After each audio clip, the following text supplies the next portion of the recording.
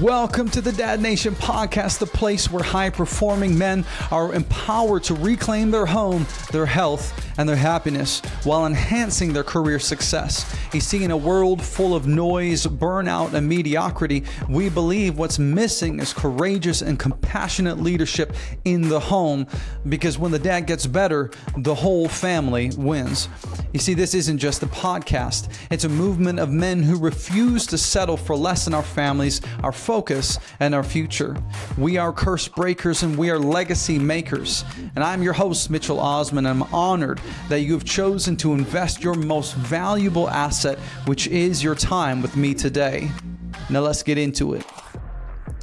Well, welcome to the Dad Nation podcast. I'm so thankful that you have all joined us today.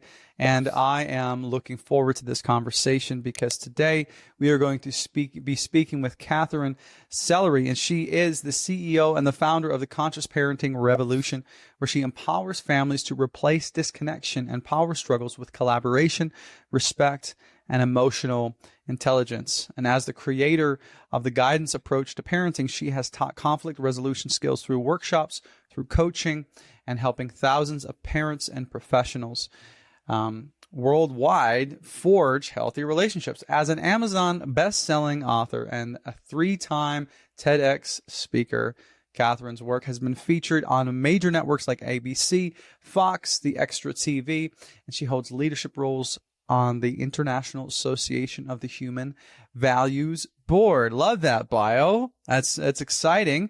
And so all of that, Katherine, hey, we're so glad that you're on the show today. It's so nice to be here, Mitchell. Thank you for having me. Yeah.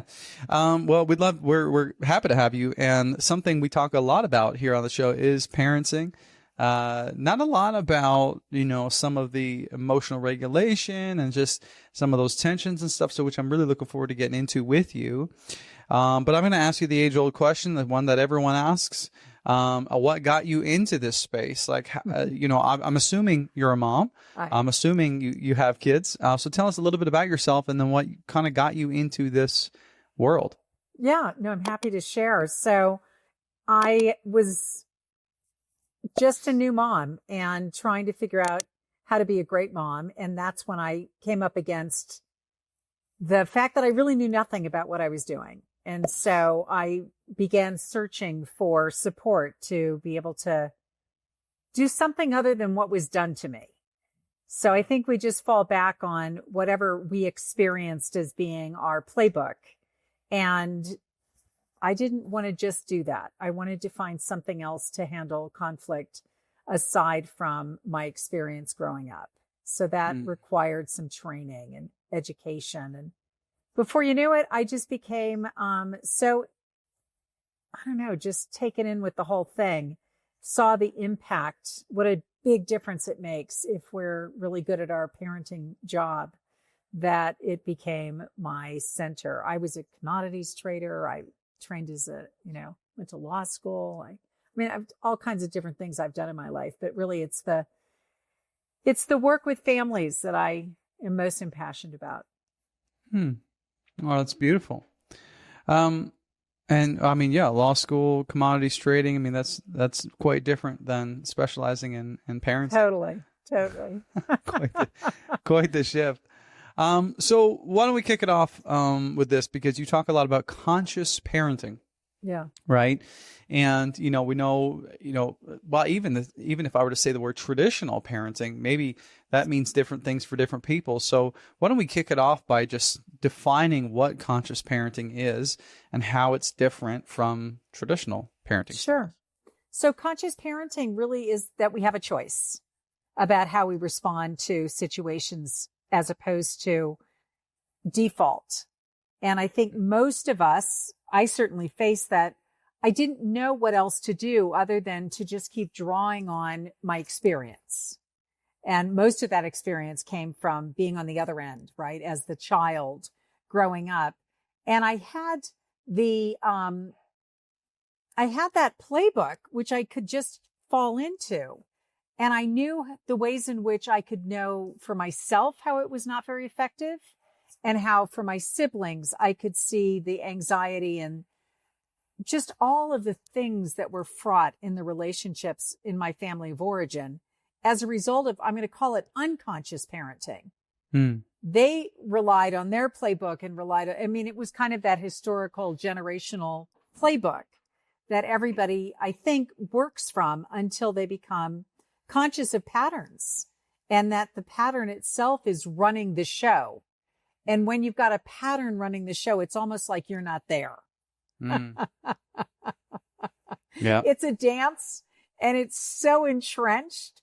The dance is running the dancers, and the dancers aren't choosing the steps.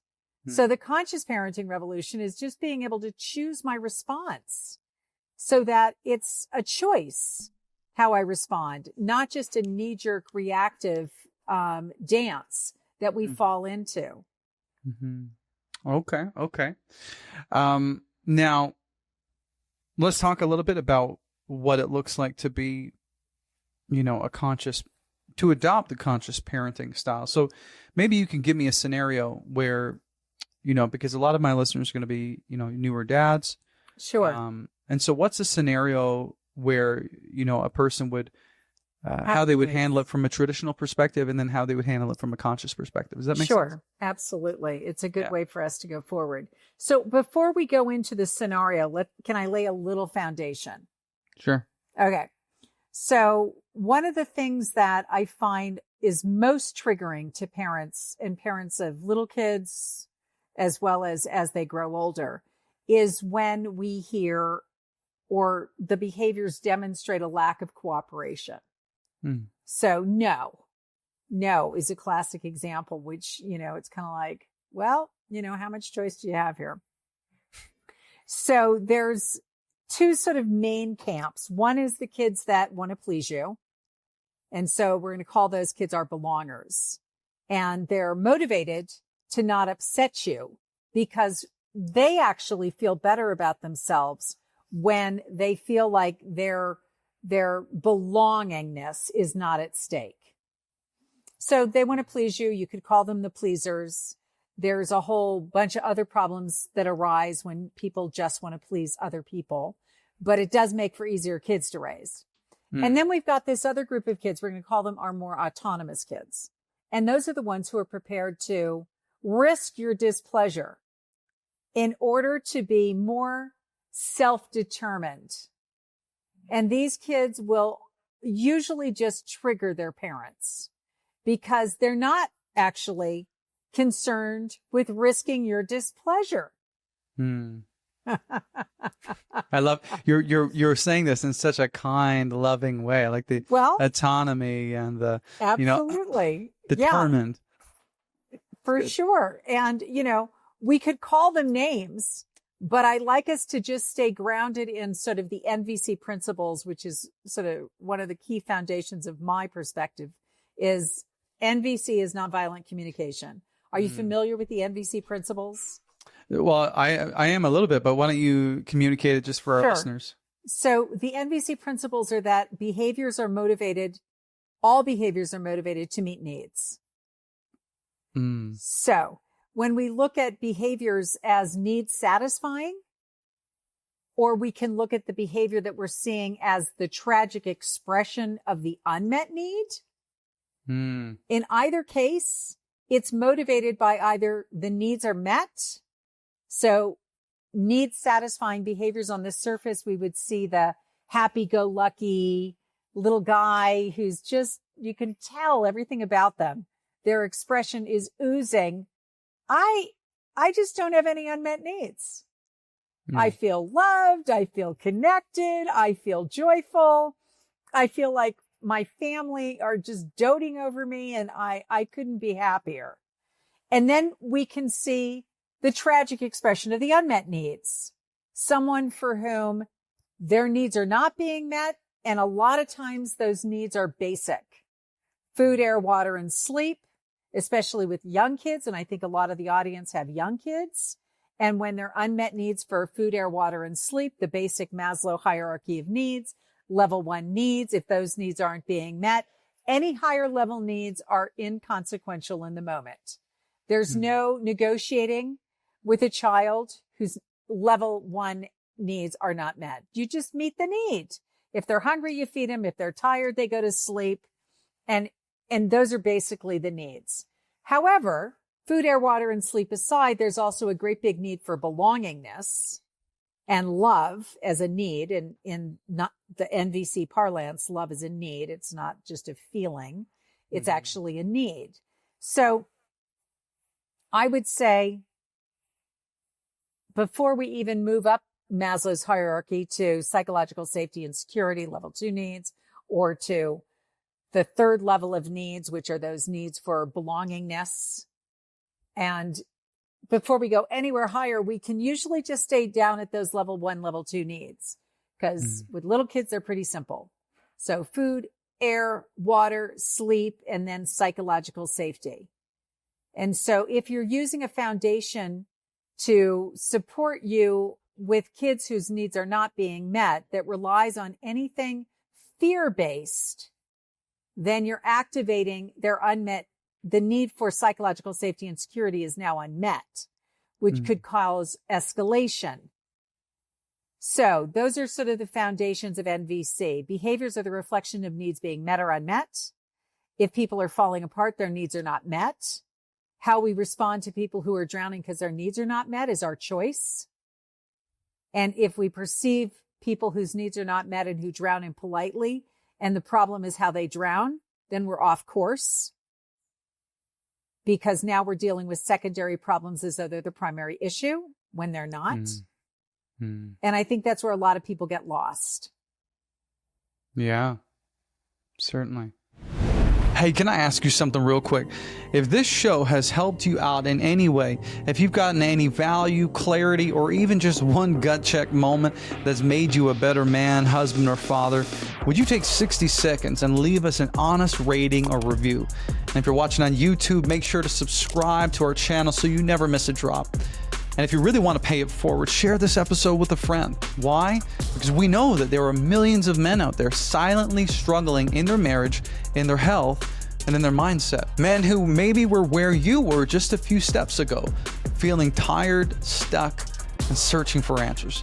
Finding this podcast might be the thing that changes everything for them. So thank you for being part of this movement and for helping more men become the husbands and fathers their families so desperately need. Now let's get back to the show. Well, even breaking that down into the tiers, the levels is helpful, I think, for parents to understand. And so could you, just for the sake of, this hierarchy, could you explain the other levels as well? Level 3, level 4? Sure. So level 1, basic needs, food, air, water, and sleep. Level 2, safety, psychological safety. Level 3, those are the needs for belonging and autonomy, right? So those are self-esteem needs. And so how do we meet our self-esteem? Some children meet it through a sense of belongingness. And those, as we talked about earlier, they need choice. They need to feel that their needs for autonomy are being met. Now, this is probably where a lot of conflict arises, because children's needs for autonomy are disregarded almost without fail in every family, because there are a lot of embedded beliefs about children, and some of them have to do with doing as you're told because I said so. They have to do with power and control. And because that paradigm is set up, it's almost embedded that there will be more power and control being used in order to stamp out a child's needs for autonomy, because a lot of people don't believe they should have that need. And if they have it, they should not express it. So then we get to level 4 needs. Level 4 needs are mastery. So the need for mastery is embedded in all of us. We all want to feel a sense of mastery. So we don't have to pretend that if I don't make them do it, they won't want to. If I don't instill in them the desire for mastery and, they won't have it. The question becomes, do they have that deep desire for mastery in reading, writing, and arithmetic? Or do they only have that deep desire for mastery in play and maybe Game Boy and maybe other areas? Maybe kickball, maybe football, maybe basketball, maybe swimming, maybe things that are non-academic.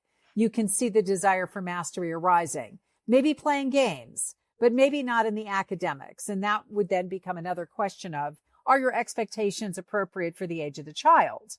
Do we expect a 5-year-old to want mastery in reading, writing, and arithmetic? Or do we pretty much recognize that the mastery they're looking for is probably more around games and play? And then finally, level 5 is self-realization. And Maslow said that if you're meeting your needs for level 1 through 4, the level for mastery will arise. Or sorry, not mastery, for self-realization. So we have this hierarchy, and we want to just be recognizing that every day on an ongoing basis, all of us are meeting our needs for level 1, 2, 3, 4, and potentially 5. So one thing that he left out, Maslow actually doesn't talk about the need for autonomy. It's a big miss. He also missed on the need for fun, a huge miss. So in the guidance approach to parenting, which is what I co-wrote with a couple of other people, we talk about those missing aspects because they're huge drivers, huge drivers. The need for fun. It's ironic that I would have so many of my clients who are adults who are changing their lives around because they're not having enough fun. So it's not just children, it's adults as well. Fun is a driver. And the absence of fun is a driver. The need to meet the need for fun is huge. Yeah. Yeah. I mean, that's a great question. You know, if you were to ask an adult, do you feel as though you have enough fun, or do you want to have more fun, or do you even feel like you should have fun? Because I think a lot of people probably think, well, no, I'm not supposed to have fun. That's could be. Yeah, right? Could be. Yeah, as if we're supposed to get it out of our systems. Yeah. Right? Mm-hmm. But I think people quit their jobs and make massive changes at certain stages in their life because of this one unmet need. Really? Yeah. Yeah, I mean, that would make sense because they're looking for something. Well, they've got food, air, water, and sleep, presumably psychological safety. They do feel like they have belonging. And now mastery at certain levels. Okay, self-realization shows up, and so does fun. Yeah. Let's go back to, having a child that has a need for autonomy. Okay. So because I'm curious, there's a couple questions I have around autonomy and the other one about the need for mastery. So how do you know your child might have a need for mastery, and how do you autonomy? Because you had said this is the most messy one, and this is the one where parents are like, no, I said so, right? Yeah. How do you know if your child has a need for autonomy? And if they do, how do you as a parent meet that need in a healthy way? Great. So I would say to any of the listeners out there who have more than one child and they have one that's seems just like naturally cooperative, that would likely be your belonger. Mm-hmm. And if they also in that same family have one that's radically different and seems to be so much more work, that would likely be your autonomous child. And so the thing about the kids that are not autonomous is that you don't ever really need to use threats because they do want to please you. And if they're having difficulty getting there, it's probably back to food, air, water, and sleep. They're probably just, acting out because they're exhausted or they're tired or it's hangry. So if you have your autonomous child, more often than not, your language doesn't convey any choice. So it doesn't feel like requests ever to that child. Everything that comes out of your mouth sounds like a demand. And it's going to activate the dance, and the dance of anger and defiance. Everybody kind of knows when they're in the dance of anger and defiance is that you're getting angrier and they're getting more and more defiant. Mm-hmm. So, hey, could you pick up your toys? I want to set the table for dinner and, I can't do it. And they just ignore you. And so then you say something like, hey, if you don't move your toys and pick them up, no ice cream, no dessert. I don't like your stupid dessert. Oh, okay. So now we're beginning to smell that dance of anger and defiance, right? So in my training, I use this great example that comes from Everybody Loves Raymond. And you see the dance of anger and defiance building. And this is the actual story where Allie doesn't pick her toys up. Deborah gets upset. Ray, could you handle this? Right? So then Ray comes in and says, you have to do what mom says. Why? Well, 'cause I do, he says. And then he's like, all right, you got to do it. Grandma steps in and she tries to bribe the behavior. Well, I'll pay you. She gives her candy. And so this is a typical parent who either uses rewards or punishments, the carrot or the stick. And they try to get the behavior they want through one or the other mechanism. And so I'm not sure about your audience, but I wouldn't be surprised if a lot of people use this method. Rewards and punishments. If you don't, no dessert. If you do, you get candy. And then grandma gives her the candy and she doesn't do it. And Ray's like, well, you don't pay her up front, right? Wait till you get the change in behavior. All of what I'm talking about is behavioralism. As if you get a behavior by either paying for the behavior with the so-called hoped for reward or stepping in with the punishment. So then he starts to go into the threats. All right, if you don't pick up your toys, no TV for a week. And she just grinds her little feet in and draws a line in the sands. And two of them are looking each other down. And finally, she doesn't back down and neither does he. All right, that's it. No TV for a week. She runs upstairs, slams the door. I hate you, Daddy. So now we're fully into anger and defiance. The dance is played out. Not only do we not have the toys picked up, but now we have all of these other secondary problems.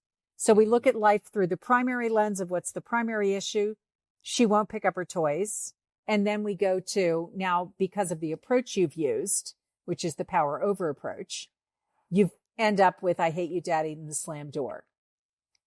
And nobody's the wiser. Nobody has a clue what was getting in the way of Allie not picking up her toys or what could have happened otherwise. Mm-hmm. So what would you have done? Yeah, I mean, I think that's where choice comes in, right? Choice definitely comes in. Mm-hmm. So you could have pivoted. And in this case, Deborah could have done something like, God, I wonder why she's saying no to me. So sort of the catch-all is a child saying no to you. They're saying yes to something inside themselves. So what was Allie saying yes to? Right? That was more important than saying yes to her mom.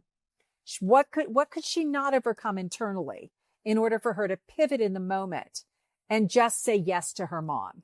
That's what we don't know because nobody got curious about it. So Deborah could have gotten curious. She could have said, wow, it seems like, there's something about moving everything that's really hard for you.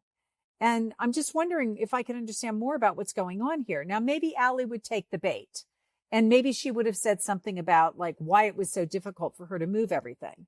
Or maybe she could have guessed. So one or the other could have worked. I can see you got everything set up here. You've used the whole dining room table to set up your entire village. And then she would have been like acknowledging what she was seeing. And Allie could have had a chance to say, yeah, I've got everything all set up. My whole village is set up. Took me all day. And you want me to just move it? Oh, and there could be that realization. I see. You have no idea how to reset all of this up somewhere else. And you feel like I'm wrecking your game. Yeah. I don't know what to do. I feel like you're wrecking it for me. It took me all day to get this set up. Oh, I see. Okay. So what could we do? I'm happy to pitch in. I could help set this thing up. We could take a picture. Now you're into collaborative problem solving. Like, how could we set this up somewhere else? I could take a picture. We could figure it out. I could also help you. We could also get like, oh, there's that box outside, that such and such came in from Costco. Maybe we could set it up in that and move it. Now we're into troubleshooting because our assumption isn't that she's being defiant. Our assumption isn't that Allie's just a bad kid who's never cooperative. We start to analyze what we think about kids that don't just do what we want. And if you're using a needs-based paradigm and everybody's just only ever trying to meet their needs, it's not that somebody's bad. It's not that they're defiant.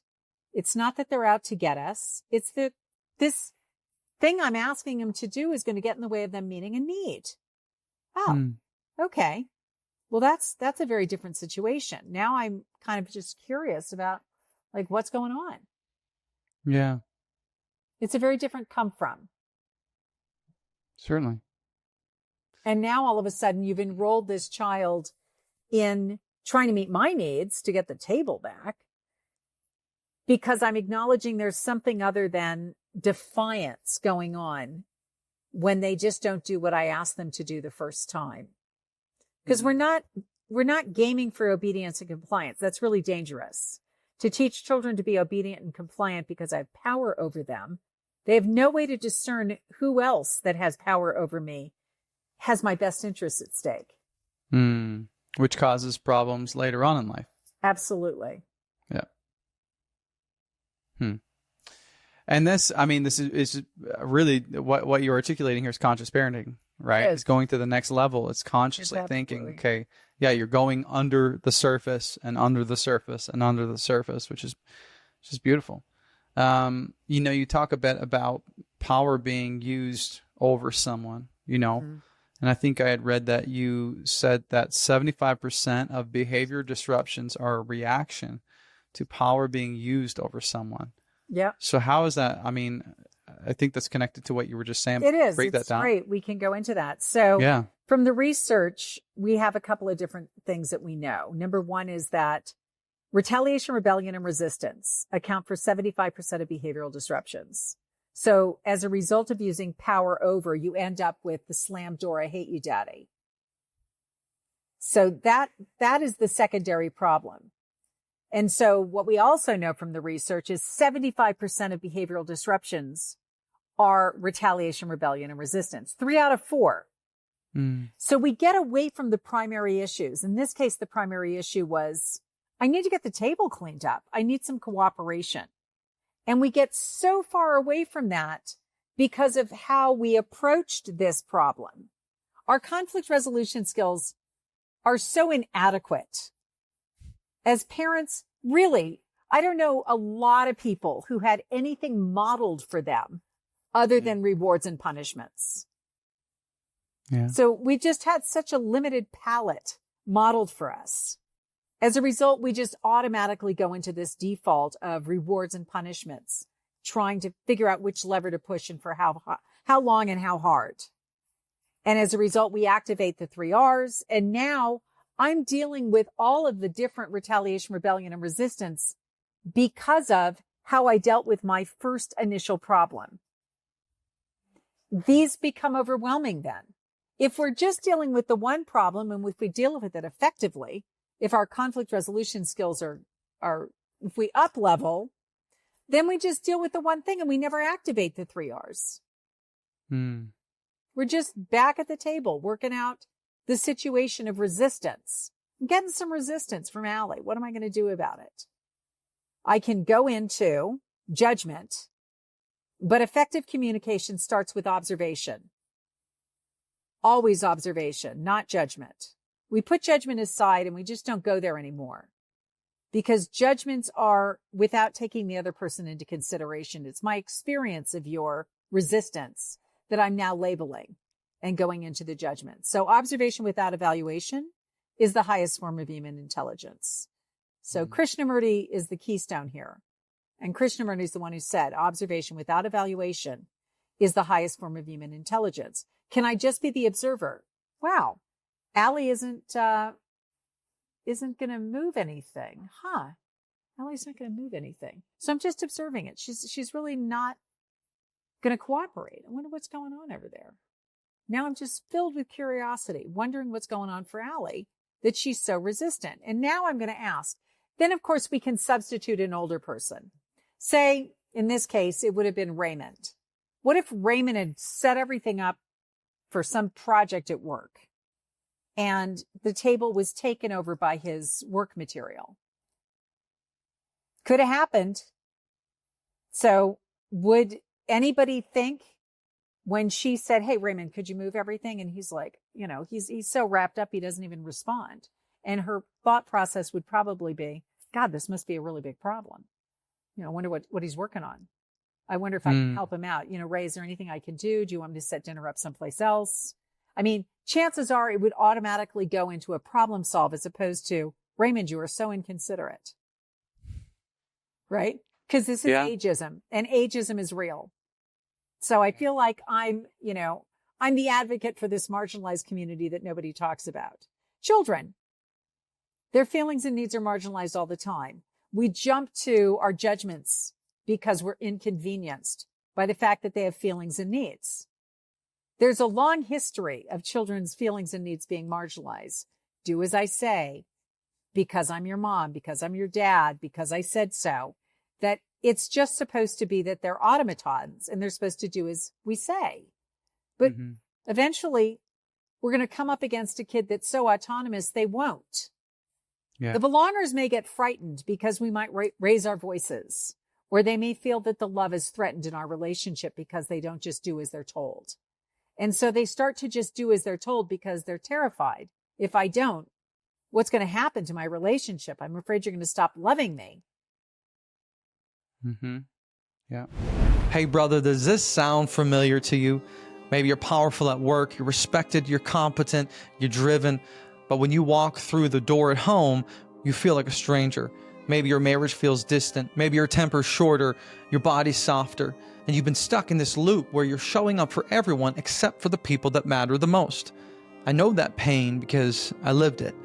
And that's why I created the Dad Nation Coalition, which is a 1-year high-level coaching community for career-driven men who are done settling for success in only one area of their life. This isn't just about getting more productive or working harder. This is about reclaiming your role as a present, powerful, and peaceful leader in your home, in your marriage, and in your body. Inside the coalition, we don't just talk about growth, we build it. You will create a life that your wife wants to be a part of. You'll become a father your kids look up to. You'll wake up proud of the man staring back at you in the mirror. And here's the best part, you won't do it alone. You'll be surrounded by a brotherhood of men who will challenge your excuses, sharpen your edge, and celebrate your wins like family. In the DNC, you're going to get 12 months of bi-weekly coaching calls with me and the other members of the coalition.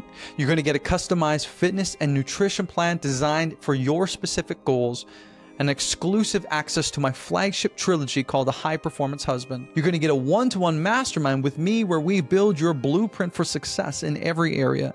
And lastly, an invitation to our exclusive annual mastermind and retreat. Brother, this is the framework that I use with my private clients, and it's led to real marriages saved, real bodies transformed, and real men rising up as the leaders they were meant to be. So if you're ready to rebuild your body, reignite your marriage, and rise up as a high-performance man of purpose, then apply today. Go to dadnationco.com/DNC or hit the link in the show notes below. Brother, let's make these next 12 months be the ones that changed everything for you. All right, now let's get back into it. That's interesting because, like literally an hour ago, I was talking with a client about this. And we were working through, a fight that he had with his wife because they had come home. She had come home late, and she just got into it with the kids. And they were dysregulated, and she was dysregulated. And then he was like, "You mean to tell me, like, mom's coming home this late, and now we got 2 hours to spend together, and you guys are just upset, and then you're walking on her," and then he's getting mad. Because it's like, why can't this family just get along? We got 2 hours together. Yeah. And then he's getting, and of course that spot. And then she's like, so he's trying to make the peace. And then she's feeling like he's not defending her, but he's mad at the kids. Yeah. And we were talking about this. And I had said, hey, did you ask the girls what they were upset about? Did you ask the girls if they missed their mother today, or, what that looked like? And we were having some conversation about it. And I said, could it be that perhaps you're holding your children to a very high emotional standard, that of which might be even difficult for us as adults to live up to, let alone a 9-year-old and a 10-year-old, right? And so we had this real candid conversation around what it looks like to meet our kids where they are. And I think that's a big mistake. And I'd love to hear your thoughts on this.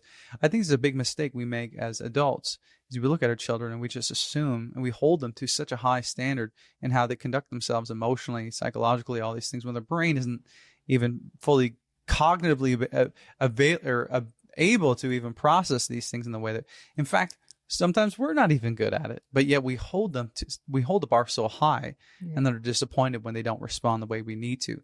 Do you see those patterns as well? Yeah, I totally do. I mean, it's, I can see your client was obviously in such a pickle. And I can imagine mom comes in and her bandwidth is like next to nothing, probably. Yeah. Right? Her bandwidth is next to nothing. She's exhausted. She's been working all day. She gets home and she has space for maybe one or two behaviors, which have to do with just hugs, kisses, and lovey-dovey, behaviors from the children. Anything other than that, she's exploding because she just doesn't have the bandwidth. So when we think about it as bandwidth, then we're like, oh yeah, when you don't have the bandwidth, you're drowning. So mom is already drowning. And now she's got these kids who, I agree with you, were probably feeling like their cup with mom has not been filled for a while. Their mom cup needs to get filled. And they're so hurt and sad and disappointed mom cup isn't filled that it overflows as the tragic expression of their unmet needs. Mm-hmm. So they're needy and they're needing their mom cup to be filled with, yummy, hugs and that kind of stuff. And instead mom comes in and she's wiped and she's having trouble meeting her needs herself.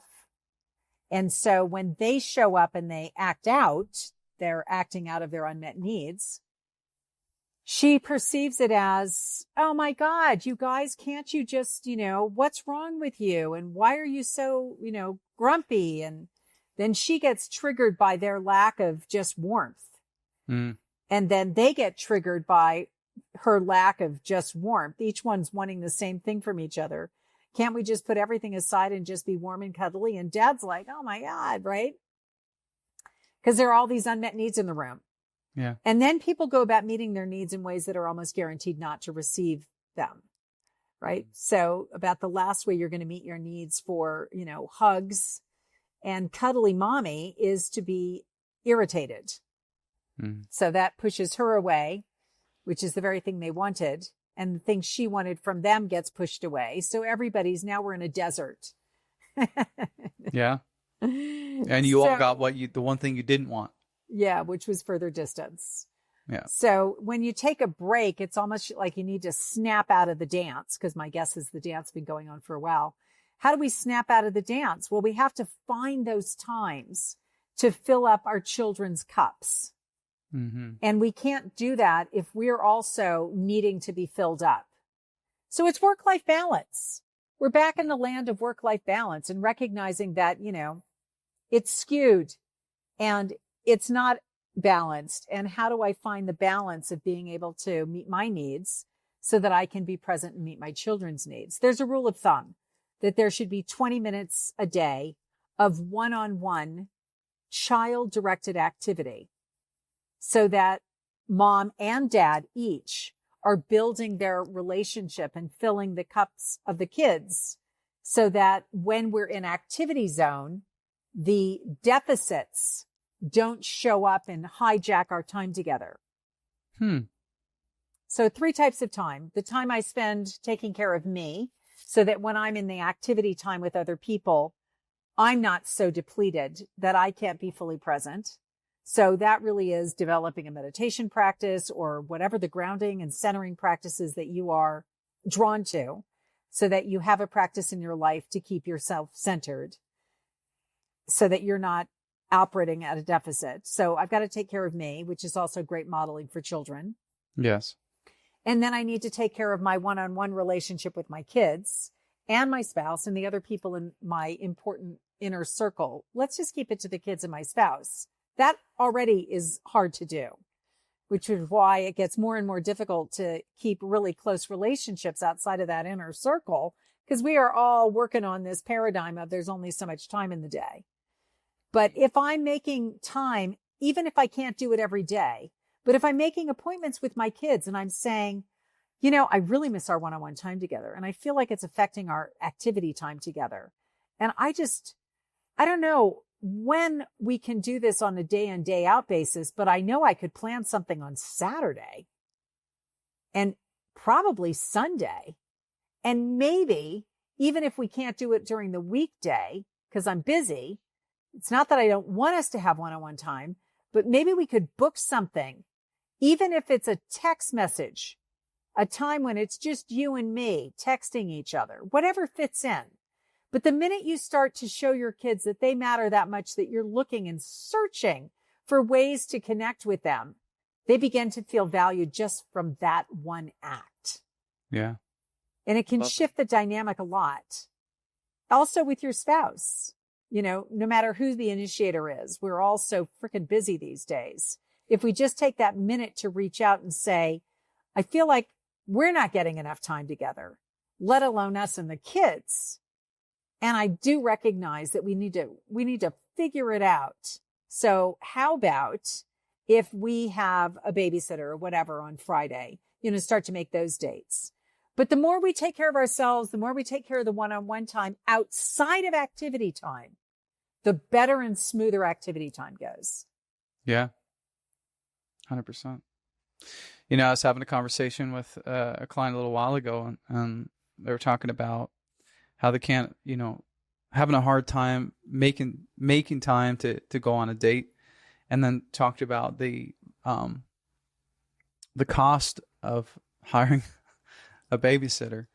And I said, hey man, what do you think is cheaper, a babysitter or a divorce lawyer? Yeah. You choose. Exactly. Right? And at the end of the day, that, that's, I speak a lot to men, and obviously, and when we talk about taking ownership, and stepping into leadership in the home, it's leading the way in that. I mean, like, absolutely. Hey, when was the last time we spent time together? When was the last time you spent time with just you? When was the last time you went out and had a facial or pedicure? Or when was the last time we had a date, or we both spent time with the kids or whatever? And I love how you break that down, and how we spend our time each day. One quick question, because a lot of the men that listen are in positions of leadership, entrepreneurs, CEOs, things like that. A lot of these guys really excel, in the boardroom, so to speak, at work. But then they come home and they really wrestle with the children, and they wrestle in their parenting styles. They wrestle having margin, capacity, and they have quite a short fuse. And we've probably talked about this a little bit, some remedies. But to the man who's listening, who might say, why is it that I feel so powerful at work, but I feel powerless when I come home? In the context of my parenting, like I have no control of my kids. Yeah. I'm overwhelmed and I'm snapping at them. What piece of advice would you give them? Yeah. Well, I think a lot of our, behaviors, again, that we have tolerance for when our own bandwidth is so limited, it's really, we can just start with our own bandwidth. Like, before I walk in the door, what can I do to provide the oxygen mask to me so that I'm as centered and as grounded and have as open a window as possible to be able to manage more behaviors that don't fit into, like, brush your teeth, put on your pajamas, go to bed. Like, how many more behaviors can I accept? Can I accept their acting out behaviors because I recognize it as they're swinging from the chandeliers potentially, because again, we're back to kind of the same thing. Their dad child one-on-one 20 minutes a day, child directed activity. Do that one thing every day, and all of the behaviors that are difficult to manage will probably disappear, because those are the tragic expression of the unmet need. And the need is for connection. So the only way to meet the need for connection is to meet the need for connection. And how do I meet that need for connection? I carve out time. And so time is our most limited resource. And what does love equal? Time. It's not stuff. It's time. It's connection. It's being together. And I'd say the same things apply when we use the mom example, where mom's getting home late, dad's getting home late. Send a text.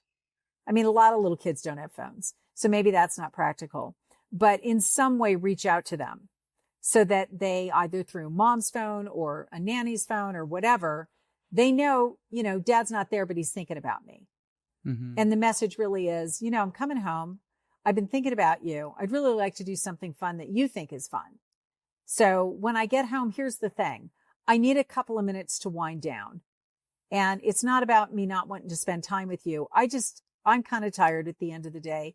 And if I could just have 10 or 15 minutes to wind down myself and kind of just breathe through this move and transition, I'm going to be more available to you. Yeah. So again, we're teaching kids about this thing called feelings and needs. And if I can meet my needs for my own, like we all need time alone. And I think, if you're a busy guy in a boardroom and you're managing other people and you've got stuff going on, you probably haven't even met that need for yourself. Yeah. Let alone trying to meet the interconnected interpersonal needs in my other relationships. Right now, I just need to meet my need for, my one-on-one need for me, right? My need for solitude potentially. I mean, if you're not a meditator, meditation is amazing. I would like to suggest that your audience think about that. That's where you get bigger than what's bugging you. Your sense of self exceeds any one aspect of your beingness. So in that mindset, you get so much more capacity to be able to manage any of the breakdowns that are happening in your life with more compassion and understanding for yourself as well as the other. Yeah, absolutely. That's powerful. I mean, and we could talk about the geek out on the neuroscience of what happens when you're in a state of fight or flight. And realistically, a lot of men come home, from work, or women or whatever, and they still have things going on. They're still frustrated by this thing that would happen at work, and they come home and they're already dysregulated, and they're going from a place of dysregulation into a place of dysregulation. The prefrontal cortex is shut down, and your ability to be empathetic and think reasonably and logic, and is all out the window anyways. Yeah. It's interesting you mention all this, because I walk my clients through just what I call the 5-minute preparation pause, really. And they, I just tell them, hey, take 5 minutes, park in the garage, stop, wrap up your emails, send any close any loops, right? Finish those conversations via text, and then take 3 or 4 minutes to breathe. The 4-7-8 breathing method or box breathing, whatever your thing is, get regulated, put on your mask, so to speak, your oxygen mask, not put on a different fake mask. Yeah.